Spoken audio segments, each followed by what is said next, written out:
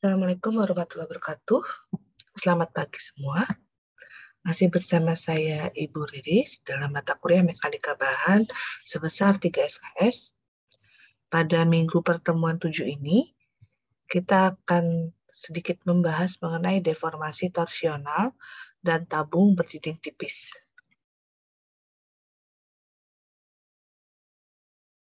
Beberapa pembahasan yang menjadi titik poin pada pertemuan 7 kali ini adalah yang pertama mengenai apa sih tabung dinding tipis itu sendiri. Kemudian yang kedua deformasi torsional batang lingkaran. Yang ketiga batang lingkaran dari bahan elastis linier. Yang keempat torsi tak seragam. Yang kelima tegangan dan regangan pada geser murni. Yang keenam tabung berdinding tipis. Dan di sini kita akan melihat bagian yang agak lebih rumit yaitu torsi. Torsi itu maksudnya adalah puntir yang terjadi pada batang lurus. Nantinya batang itu terbebani momen atau sesuatu yang menyebabkan nantinya disebut torsi karena akibat beban momen tersebut yang nantinya akan cenderung menghasilkan rotasi terhadap sumbu longitudinal pada batang. Contohnya adalah kalau kalian memutar obeng, tangan kalian akan memberikan torsi T ke dalam obeng itu. Nah, kita akan putar. Nah, putaran itu nantinya akan memberikan torsi pada obeng yang mengakibatkan puntir yang diberikan pada pegangan obeng. Jadi nanti momen yang dihasilkan pada puntir suatu batang seperti momen T1 dan T2 gambar 72 yang tadi ini disebut momen torsi atau momen puntir. Jadi pada bab ini lebih membahas mengenai deformasi dan regangan di batang lingkaran yang nantinya akan mengalami torsi.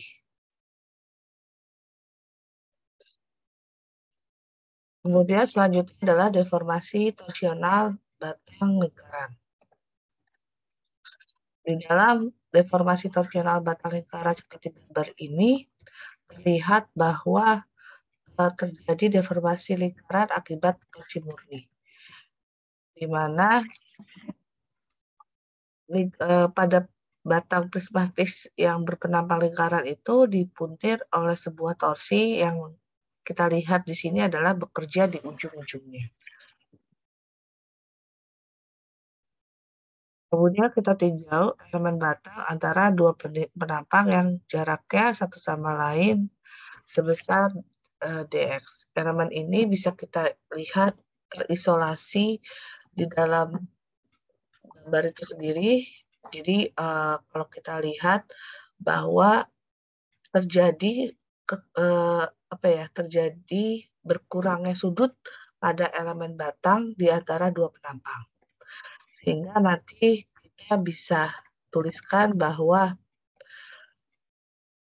rumusannya sendiri adalah Y gamma max sama dengan jarak yang dilalui gerakan titik B dibagi dengan AB.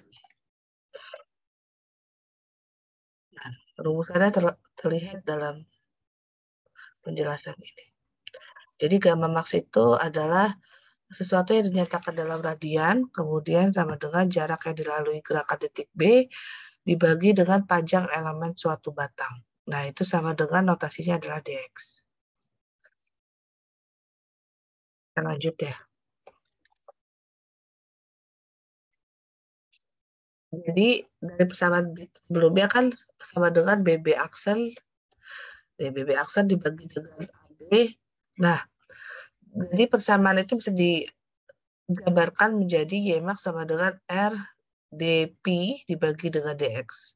Jadi persamaan ini menghubungkan rumusan regangan geser di permukaan luar batang yang nantinya akan disebut sudut puntir. Kemudian kita akan tulis dP per dx dengan menggunakan simbol theta. Dengan menyebut theta sebagai sudut puntir persatuan panjang, maka laju puntirnya menjadi theta sama dengan dP per dx. Bisa menggunakan notasi ini untuk persamaan regangan geser di permukaan luar. Jadi sehingga kita bisa tuliskan Y-max sama dengan RdP per dx, atau kita bisa sebut R theta. Di mana untuk torsi murni saja kita bisa menggunakan, jadi kalian tidak perlu tidak perlu menjabarkan rumus lagi. Jadi penjabaran itu supaya kalian bisa tahu dari mana rumusan itu berasal. Jadi suatu ketika yang ditanya salah satunya, misalkan suatu ketika ditanya pi-nya aja, kalian sudah bisa mengerjakan. Jadi untuk torsi murni saja sebenarnya rumusannya Y-max sama dengan R theta, sama dengan RP per L. Dari persamaan yang tadi bisa kita jabarkan kembali, gamma sama dengan rho theta, sama dengan rho per R dikali gamma max. Dengan ini menunjukkan bahwa renggangan geser itu pada batang lingkaran yang kita tinjau tadi itu bervariasi secara linear terhadap jarak radial rho dari pusat. Gitu. Dengan renggangannya itu nanti nilainya adalah 0 dan mencapai nilai maksimum di permukaan terluar.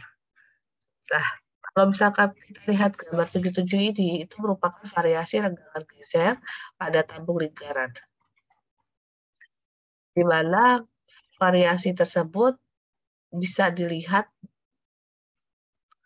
terjadinya renggangan maksimum di permukaan luar dan renggangan minimum di permukaan dalam. Renggangan minimum sendiri berhubungan dengan renggangan maksimum. Sehingga nanti akan menimbulkan pernyataan bahwa gamma min sama dengan R1 dan dibagi R2 dikali gamma max. Di mana R1 R2 merupakan jari-jari dalam dan luar penampang tabung. Jadi R1 itu dalam, R2-nya jari-jari luar seperti itu. Selanjutnya kita akan membahas mengenai batang lingkaran dari bahan yang elastis linear.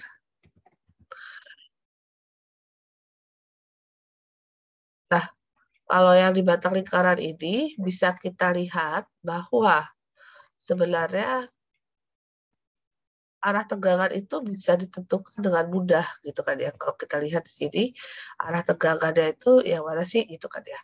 Nah, ini arah tegangan itu ketika kita memutar sesuatu, kemudian terjadi torsi, kemudian akan timbul area-area tegangan. Nah, kita lihat di elemen tegangan di sisi batang, di gambar 76A ini diperbesar di dalam gambar 76B. Nah, ini kalau kita lihat areanya ini, kemudian kita besarin.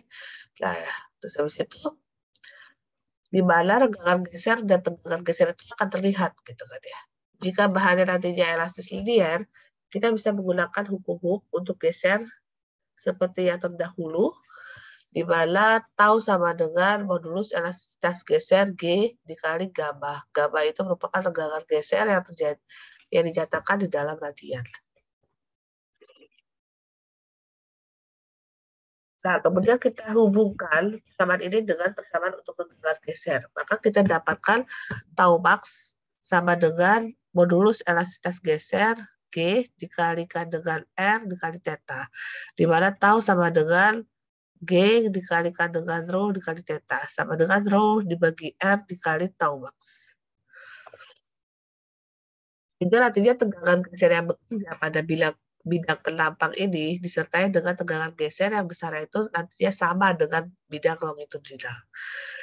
Kita bisa berkata bahwa elemen persegi panjang dengan sisi dari sisi 47 derajat terhadap tubuh batang nantinya akan mengalami tarik dan tekan.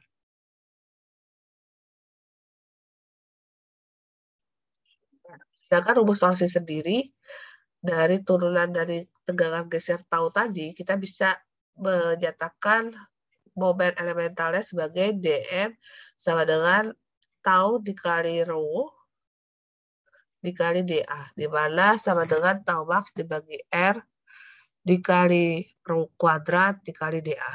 Nah, momen resultan yang sama dengan puntir T adalah penjumlahan momen elemental di seluruh luas penampang. Dengan T sama dengan integral A D momen. Sama dengan tau max dibagi R integral A rho kuadrat dA sama dengan tau max dibagi R inersia polar atau IP. Di mana IP itu sendiri nanti sama dengan integral rho kuadrat dA. Itu merupakan momen inersia polar untuk penampang lingkaran. Jadi untuk lingkaran jari-jari yaitu R, diameternya D, maka momen inersia polarnya adalah IP sama dengan PR pangkat 4 dibagi 2 sama dengan PD pangkat 4 dibagi 32. Ini yang perlu dicatat dan perlu dipahami. Kemudian untuk rumus tegangan geser maksimum bisa kita susun menjadi Tmax sama dengan TR dibagi IP. Persamaan ini nantinya dikenal sebagai persamaan rumus torsi yang menunjukkan bahwa tegangan geser dengan puntir T bekerja dan berbanding terbalik dengan momen inersia polar IP. Iya, Tmax itu kalau kita turunkan lagi pada lingkaran sama dengan 16T dibagi PD pangkat 3. Nah, ini persamaan yang di atas ini hanya berlaku untuk batang yang memiliki lingkaran solid ya. Jadi kalau lingkarannya itu kosong itu tidak bisa. Sedangkan rumus torsi di persamaan yang ini tadi, R dibagi IP ini yang berlaku untuk batang solid ataupun tabung lingkaran, tapi tidak bolong. Sebagaimana akan diterangkan bahwa tegangan geser pada jarak P dari pusat batang adalah tau sama dengan rho dibagi R, di mana tau max sama dengan TP dibagi IP. Lanjut sudut puntir. Sudut puntir itu tadi saya sudah singgung sebentar, namanya theta. Theta sama dengan T dibagi modulus elastisitas geser dikali inersia polar, di mana nantinya menunjukkan bahwa laju puntir theta itu sebanding dengan torsi T dan berbanding terbalik dengan hasil kali modulus elastisitas geser G dikalikan dengan inersia polar, yang nantinya kita kenal dengan nama rigiditas torsional. Jadi rigiditas torsional itu terjadi apabila Pi theta sama dengan TL dibagi GIP.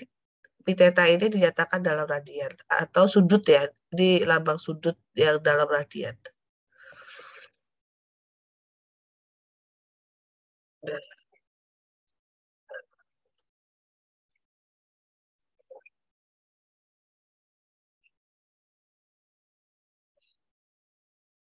Lanjut, di besaran GIP dibagi L itu kita sebut kekakuan torsional batang, yaitu nantinya torsi yang diperlukan untuk menghasilkan satu sudut rotasi. Jadi fleksibel torsional itu merupakan kebalikan dari kekakuan, di mana L dibagi dengan modulus elastisitas geser kali inersia polar. Jadi nantinya didefinisikan sebagai sudut rotasi yang dihasilkan oleh torsi satuan. Sehingga kita nanti punya rumus KT sama dengan GIP dibagi L, di mana FT sama dengan L dibagi GIP. Kemudian lanjut tabung lingkaran, di mana momen inersia polar untuk penampang tabung adalah IP sama dengan Pi per 2 dikali R2 pangkat 4 dibagi R1 dikurang R1 pangkat 4. Di mana kita jabarkan lagi menjadi Pi per 32 sama dengan D2 pangkat 4 per D1 pangkat 4. Di mana D2 ini adalah diameter luar dari suatu penampang dan D1 adalah diameter dalam. IP sendiri mendekati 2 PR pangkat 3T sama dengan PD pangkat 3T dibagi 4. Nah, persamaan ini besaran R dan D masing-masing adalah jari rata-rata dan diameter rata-rata dari sebuah tabung lingkaran. Batasan yang harus dibatasi pada batang yang memiliki penampang lingkaran, baik yang solid ataupun yang berlubang, harus berperilaku elastis linier. Nantinya yang terpenting adalah bahwa persamaan untuk torsi pada batang lingkaran dan tabung itu tidak bisa digunakan untuk batang dengan bentuk lain. Kemudian torsi tidak seragam atau non-uniform torsion, di mana pada kasus satu ini batang yang mengandung segmen pragmatis dengan torsi konstan di seluruh masing-masing elemen. Nah, bisa kita lihat ini torsinya konstan T1, T2, T3, T4. Selain itu di dalam kita lihat lagi untuk torsi sendiri ya. Sudut puntir di ujung batang terhadap ujung lainnya diperoleh dengan cara menjumlahkan. Kenapa? Karena karena torsinya itu konstan. Jadi sehingga nanti Pi sama dengan Pi1 ditambah Pi2 ditambah Pi seterusnya tergantung dari banyaknya total segmen. Karena dengan catatan konstan ya. Kemudian Pi sama dengan jumlah I sama dengan 1 sampai dengan N, di mana PI sama dengan sigma I sama dengan 1N TILI dibagi GI IPI. Di mana I adalah indeks penomoran untuk berbagai segmen. Kemudian kasus 2, kalau tadi torsinya konstan, kalau ini adalah batang dengan penampang yang berubah secara kontinu, tapi mengalami torsinya konstan.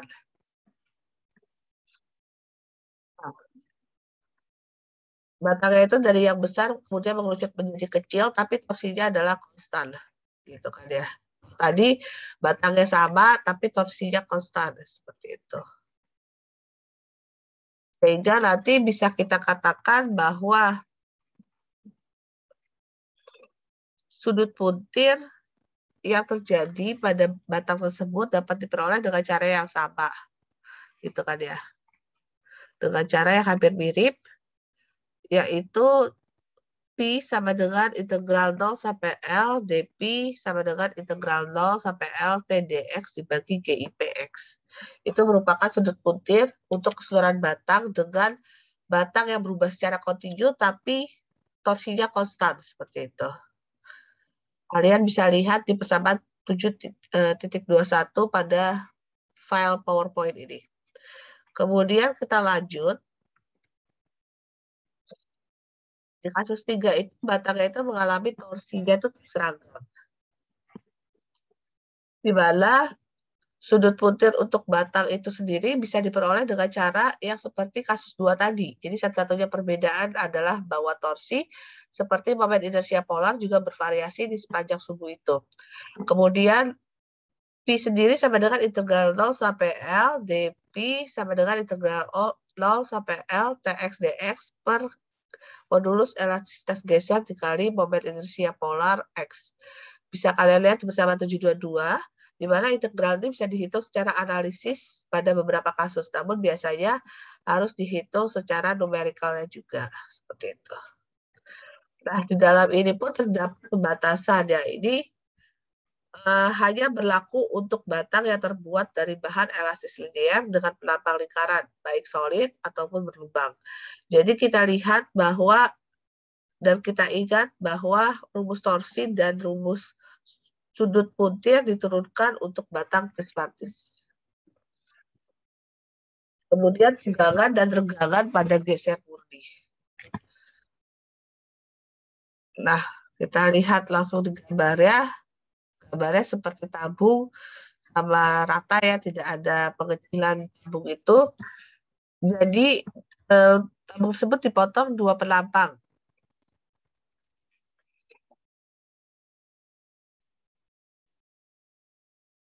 Jadi bisa kita lihat di sini, jika elemen ini berada dalam geser murni atau pure shear, karena tegangan yang bekerja pada elemen tersebut hanyalah tegangan geser di keempat muka. Jadi di poin ini kita asumsikan bahwa torsi akan memutarkan ujung kanan batang searah jarum jam apabila kita lihat dari kanan. Sehingga tegangan geser yang bekerja pada elemen memiliki arah seperti bisa kita lihat di gambar ini. Jadi dia memiliki arah. Kemudian tegangan pada potongan miring.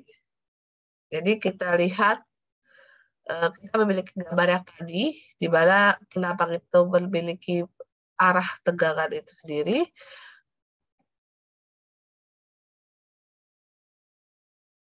Dari kita lihat gambar 2 dimensi tersebut, maka akan terlihat bahwa elemen tersebut mengalami geser murni. Dengan demikian, semua tegangan yang terlihat pada gambar di bawah ini, yang di bagian A adalah tegangan positif, menurut perjanjian tanda untuk tegangan geser. Kemudian kita coba buat potongan dari elemen tegangan bidang. Kita lihat gambar yang A. Dengan demikian kita bisa mendapatkan elemen tegangan bentuk segitiga yang satu, yang nantinya mukanya berorientasi sudut theta terhadap sumbu X. Kita lihat yang gambar B.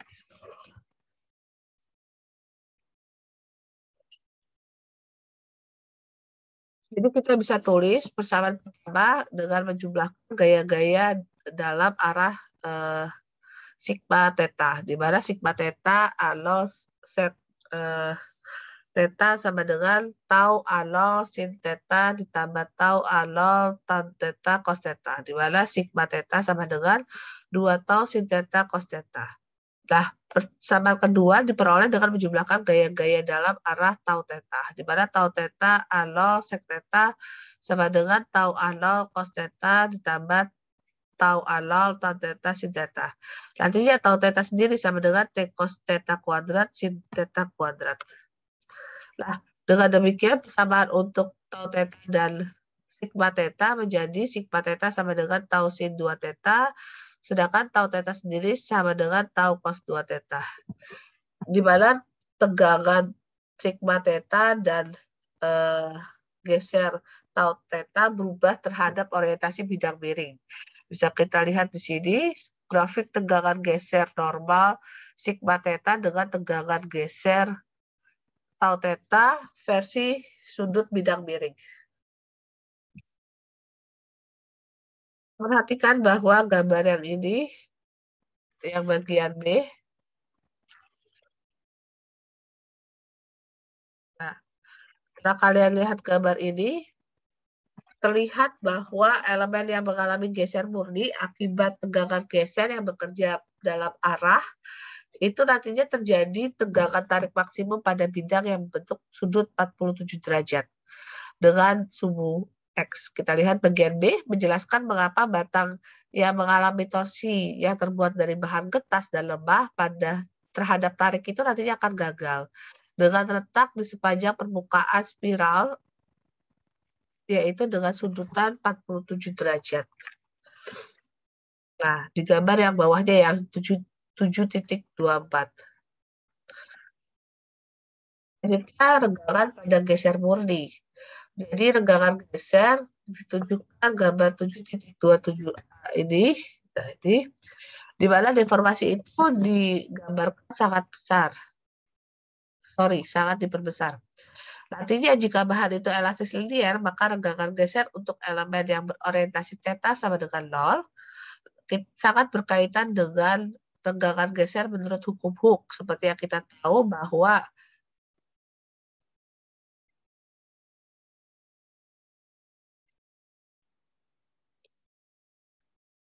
nilai G sama dengan gamma dibagi dengan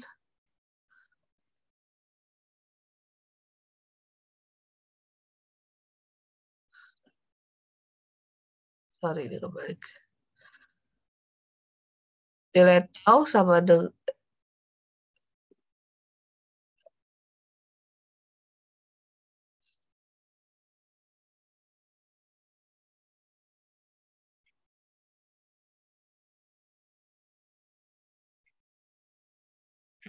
nilai tau per G sama dengan gamma.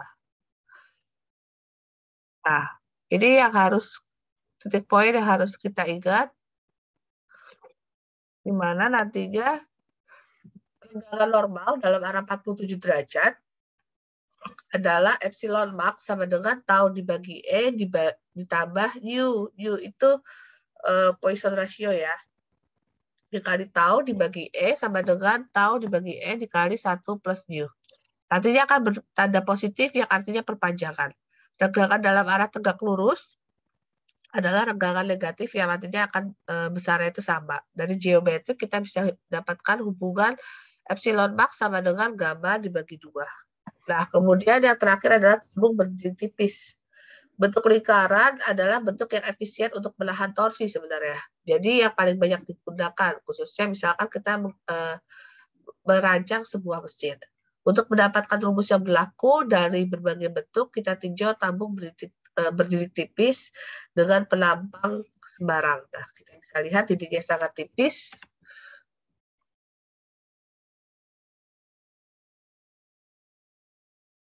Di mana kalau kita lihat tabung ini berbentuk silindris, artinya semua pelampang adalah identik dan sumbu longitudinalnya adalah garis lurus. Gitu. Kemudian kita masuk ke tegangan geser, di mana untuk menentukan tegangan geser, seperti biasa, ini saya akan skip, nanti kalian baca sendiri ya. langsung titik poinnya aja. Kalau yang tegangan geser pada tabung tipis, poinnya adalah tau sama dengan T dibagi 2 pi R kuadrat kali T. Nah, sehingga nanti kita dapatkan vertikal sama dengan T dibagi 2T1 kali BH. Sedangkan tau horizontal ya nantinya T dibagi 2T2 dikali BH. Kemudian energi renggangan dan konstanta torsi, di mana DU sama dengan tau kuadrat dibagi 2 modulus elastisitas geser dikali T ds dx. Nanti kalian hanya uji yang rumus ini aja. Di mana nantinya rumus akhirnya adalah D sama dengan 4 kuadrat M dibagi integral 0 sampai L M ds per T. Dengan demikian energi renggangan sendiri atau U sama dengan T kuadrat L dibagi 2 GJ. Ini nanti dipakai untuk materi struktur baja di penampang tabung berdidik tipis. Nah, di mana J-nya itu nanti 4TA kuadrat M dibagi dengan LM. Nah, kita langsung konstanta torsi yang harus kalian pahami, di mana J sama dengan 2B kuadrat dikali H kuadrat dikali T1 T2 dibagi BT1 ditambah BT2. Kemudian sudut puntir. Nah, sudut puntir sendiri itu rumusannya adalah torsi dikalikan dengan panjang dari suatu penampang dikalikan dengan rigiditas torsional tabung, yaitu GJ. Nah, batasan yang harus dipahami adalah bahwa ini hanya berlaku untuk elemen prismatis yang memiliki tabung tutup dengan dindingnya tipis. Berapa rumus yang disampaikan pada bahan elastis linear, contohnya adalah mengandung modulus geser elastisitas G, dan juga tinjauan pentingnya adalah desain elemen struktur berdinding tipis itu merupakan suatu dinding yang nantinya kemungkinan akan terjadi tekuk. Jadi semakin tipis suatu dinding dan semakin panjang tabungnya, maka kemungkinan terjadinya tekuk itu semakin besar. Terima kasih atas perhatiannya. Semoga materi ini bisa tersampaikan dengan baik. Salam sehat dari Ibu Riris. Assalamualaikum warahmatullahi wabarakatuh. Selamat pagi semuanya.